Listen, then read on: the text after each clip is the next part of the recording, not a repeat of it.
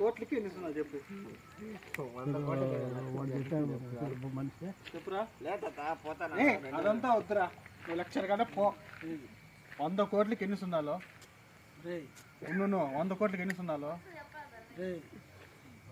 అవన్నీ చెప్పను నేను, నా మైండ్లో ఉన్నాయి. సరే అదంతా కాదు, మన గాంధీ తాత చనిపోయాడు కదా, వాళ్ళ ఆయన పేరు చెప్పు చాలు.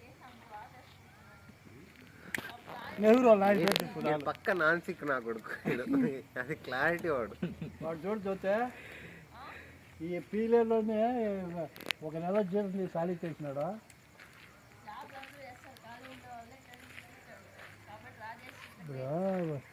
చెప్పి డ్యూటీలో 1 నెల జీతం తీసుకొని సాలీ చేసినాడు కూడా.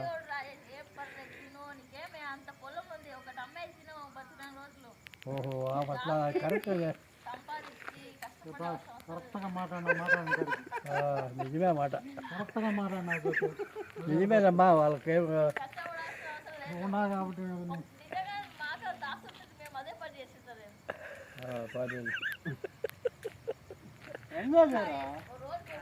ఎట్లా 30 వచ్చింది, 30-60 మా చెల్లి కూడా క్లారిటీ వచ్చేసింది.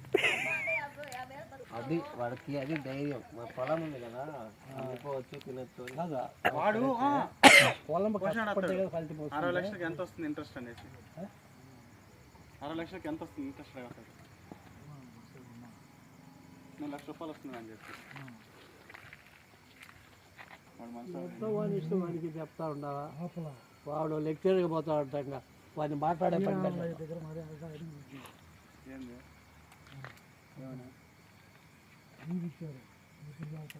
మన బాధ వాళ్ళకి ఇబ్బంది కావాలి. ఏంది